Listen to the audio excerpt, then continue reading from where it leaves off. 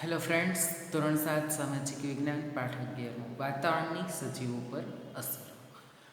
ગયા લેક્ચરની અંદર આપણે વાતાવરણ એટલે શું જોયું, વાતાવરણનું નિર્માણ કેવી રીતે થયું, કે પૃથ્વી છે તે સૂર્યમાંથી છૂટી પડેલી છે અને તેનો ઉદ્ભવ થયો ત્યારે તે અગનગોળાના રૂપમાં હતી.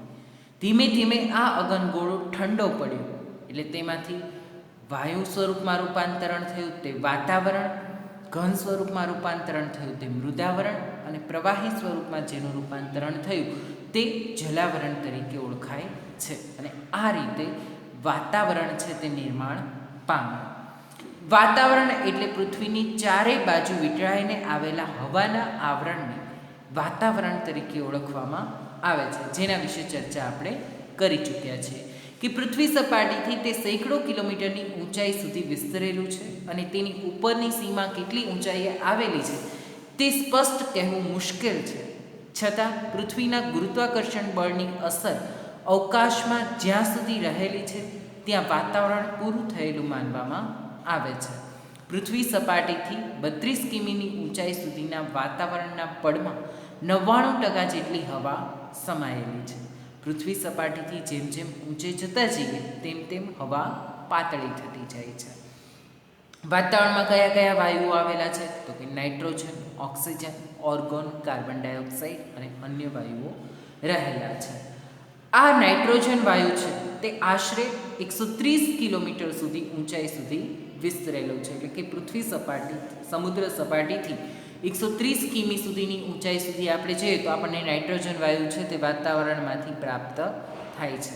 ઓક્સિજન વાયુ છે તે 110 કિલોમીટરની ઊંચાઈ સુધી પ્રાપ્ત થાય છે. કાર્બન ડાયોક્સાઇડ વાયુ છે તે 20 કિલોમીટરની ઊંચાઈ સુધી પ્રાપ્ત થાય છે. જ્યારે બાકીના વાયુઓ છે તે વાયુનું પ્રમાણ 130 મીટરની ઊંચાઈ સુધી જોવા મળે છે. હાઇડ્રોજન અને હિલિયમ વાયુનું પ્રમાણ વધારે હોય છે. વાતાવરણની સ્તર રચના તે આજે આપણે જોવાના છીએ, જેમાં વાતાવરણને પૃથ્વી સપાટીથી ઊંચાઈ તરફ જતા તાપમાન અને વાયુઓની સંરચનામાં ફેરફારના આધારે અલગ અલગ આવરણ કે ક્ષિતિજો સ્તરોમાં વિભાજિત કરવામાં આવે છે.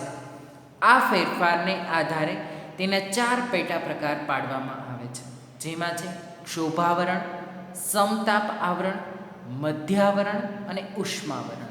આપણે આકૃતિ દ્વારા તેને સમજવાનો પ્રયાસ કરીએ તો અહીં આકૃતિ છે તે આપેલી છે, બરાબર છે. તેમાં તમે જોઈ શકો છો કે સૌથી નીચે શું છે, ક્ષોભાવરણ છે, બરાબર છે.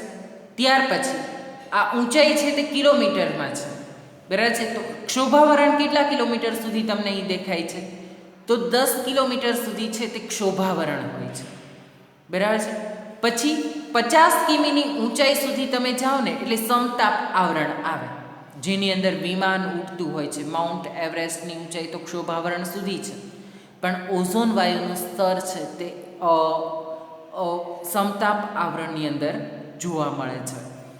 ત્યાર પછી ઊંચાઈ ઉપર તમે જાઓ એટલે 90 કિમી સુધી, એટલે 85 થી 90 કિમીની વચ્ચે મધ્યાવરણ આવે છે અને તેનાથી ઊંચાઈ પર જાઓ એટલે બાહ્ય આવરણ આવે છે. આમ વાતાવરણ છે તે 4 આવરણોમાં વિભાજિત થયેલું છે, જેમાં ક્ષોભાવરણ, સમતાપ આવરણ, મધ્યાવરણ અને ઉષ્માવરણ. ઉષ્માવરણ અને બાહ્ય આવરણ એટલે બંને એક જ છે, બરાબર છે. જે અત્યંત ગરમ હોય છે એટલે માટે તેને ઉષ્માવરણ તરીકે પણ ઓળખવામાં આવે છે.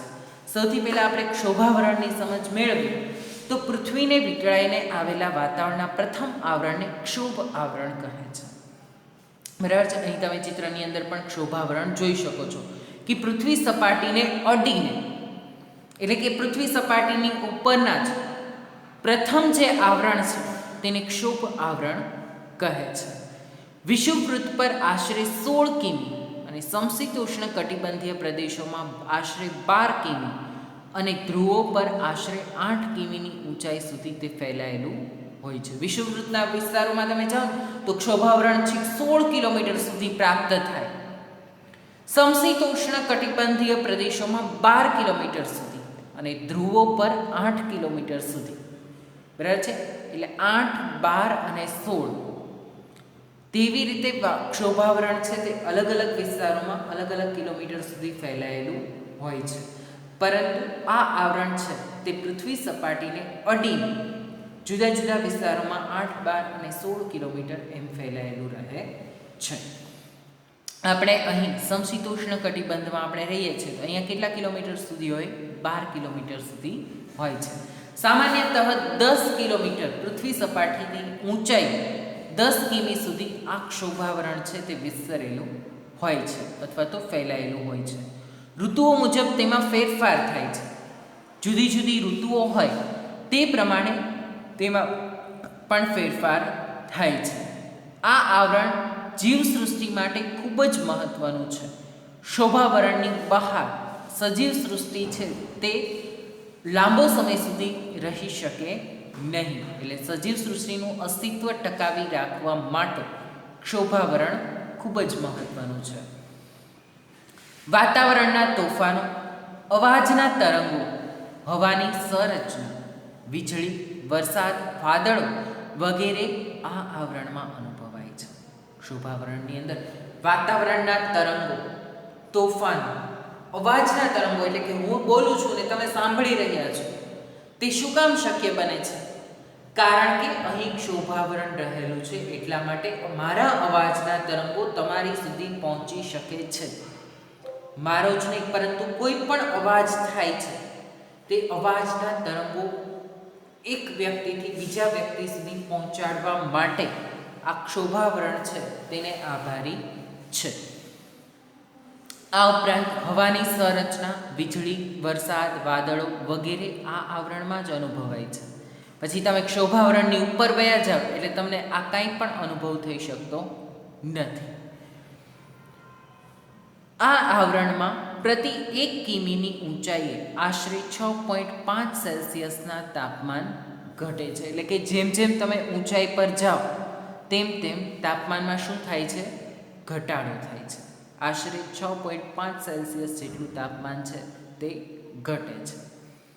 જે ઊંચાઈએ પહોંચતા તાપમાન ઘટતું અટકી જાય તે સીમાને ક્ષોભ સીમા કહે છે. એટલે ત્યાંથી તાપમાન પછી કેવું થઈ જાય? સ્થિર થઈ જાય, બરાબર. અને ત્યાંથી આવરણ પણ બદલાઈ જાય છે.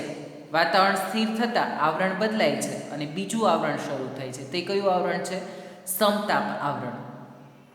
નહીંતર તમે 1 થી 10 કિલોમીટર સુધી ક્ષોભાવરણ છે, બરાબર છે. તો 1 કિલોમીટર સુધી ઊંચાઈ ઉપર જાવ એટલે 6.5 સેલ્સિયસ જેટલું તાપમાન ઘટે. બીજા કિલોમીટરે જાવ એટલે પાછું 6.5 સેલ્સિયસ જેટલું તાપમાન ઘટે, બરાબર છે. ટોટલ તમે 10 કિમીની ઊંચાઈ સુધી જાઓ એટલે 65 સેલ્સિયસ જેટલું તાપમાન ઘટશે. પછી તાપમાન ઘટતું બંધ થઈ જશે. શું કામ? કારણ કે ક્ષોભાવરણ ત્યાંથી પૂર્ણ થઈ જાય છે અને બીજું આવરણ ચાલુ થાય છે. કયું આવરણ શરૂ થશે? તો સમતાપ આવરણ. ત્યાં વાતાવરણ કેવું હોય છે? સ્થિર હોય છે. જે આ આવરણ સમતાપ આવરણ છે તે આકૃતિમાં દર્શાવ્યા મુજબ ક્ષોભ સીમાથી ઉપરનું આવરણ અને મધ્યાવરણથી નીચેનું આવરણ છે તેને સમતાપ આવરણ કહેવામાં આવે છે. એટલે 10 થી 50 કિમી સુધી આ આવરણ છે તે ફેલાયેલું હોય છે. 1 થી 10 સુધી ક્ષોભાવરણ હોય છે. 10 થી 50 કિલોમીટર સુધી સમતાપ આવરણ હોય છે. આપણે જોઈએ તો ક્ષોભ સીમાથી ઉપરના આવરણને સમતાપ આવરણ કહે છે. ક્ષોભ સીમાથી આશરે 50 કિમીની ઊંચાઈ સુધી તે વિસ્તરેલું હોય છે. એટલે ક્ષોભ સીમા છે તે 10 કિલોમીટરે પૂરી થઈ જાય અને ત્યાંથી વાતાવરણ છે તે સ્થિર થઈ જતાં 50 કિમીની ઊંચાઈ સુધી છે તે સમતાપ આવરણ વિસ્તરેલું જોવા મળે છે. ઊંચાઈની સાથે આ આવરણમાં તાપમાન પણ વધે છે. જેમ જેમ ઊંચાઈએ જઈએ તેમ તેમ આ આવરણની અંદર તાપમાનમાં વધારો થાય છે. આ આવરણમાં ઋતુઓ, વાદળ, વરસાદ, ચક્રવાત વગેરે જોવા મળતા નથી. સમતાપ આવરણની અંદર જો આપણે જોયું તેમ ક્ષોભાવરણમાં જે બધું હોય છે, ઋતુ હોય આપણે ક્ષોભાવરણમાં ચોમાસું, શિયાળો, ઉનાળો, ચોમાસું બધું છે તે ક્ષોભાવરણની અંદર અનુભવીએ છીએ. પછી તમે સમતાપ આવરણમાં વયા જાવ એટલે ત્યાં કોઈ પણ ઋતુ છે તે અનુભવી શકાતી નથી. વાદળો પણ ત્યાં હોતા નથી. વાદળો ખૂબ જ નીચા હોય છે મિત્રો. તમે બહુ ઊંચાઈવાળા ગિરનાર ઉપર તમે જાઓ, બરાબર છે, તો અમુક સપાટીથી તમે ઉપર જાઓ તો તમે ઉપર હોય ને વાદળ નીચે હોય તેવું વાતાવરણ તમને ત્યાં જોવા મળે. એટલે સમતાપ આવરણ છે ત્યાં વાદળો પણ જોવા મળશે નહીં, કારણ કે વાદળો ક્યાં હોય? નીચે ક્ષોભાવરણ સુધી જ વિસ્તરેલા હોય છે. એટલે વાદળો પણ જોવા મળતા નથી. ત્યાં વરસાદ પણ, વાદળ હોય, વાદળ ન હોય એટલે વરસાદ પણ ન હોય. ચક્રવાત એટલે કે વાવાઝોડું પણ હોતું નથી. ચક્રવાત એટલે વાવાઝોડું વગેરે જોવા મળતા નથી. અહીં હવા સ્વચ્છ અને પાતળી છે. હવા સ્વચ્છ છે પણ કેવી છે? પાતળી છે. કારણ કે ઓક્સિજન વાયુનું સ્તર પણ ત્યાં ઘટી જાય છે.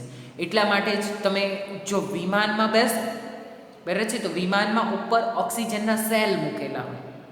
કારણ કે ક્ષોભાવરણની અંદરથી તમે બહાર નીકળો એટલે વિમાન છે એ ક્યાં ઉડે? સમતાપ આવરણમાં. એટલે ત્યાં વાતાવરણ હોય, તમે જોઈ શકો, બરાબર છે, પણ તમારી કાનમાં ધાક પડી જાય એટલે તમને છે એકબીજાનો અવાજ ઓછો સંભળાવા લાગે. ન સંભળાય એવું ન થાય, પરંતુ ધીમો સંભળાય છે. પછી જેવા તમે ક્ષોભાવરણમાં આવો એટલે વળી પાછું વાતાવરણ કેવું થઈ જાય? નોર્મલ થઈ જાય છે. બીજું, વિમાનની અંદર પણ ઉપરના ભાગે તમારી સીટની ઉપર ઓક્સિજન સેલ મૂકેલા હોય છે. એને તમે ખોલો એટલે એમાંથી તમને ઓક્સિજન છે એ પ્રાપ્ત થતો રહે છે, જેથી કરીને પાતળી હવાની અસર છે તે તમને શ્વાસ લેવામાં તકલીફ ન કરે.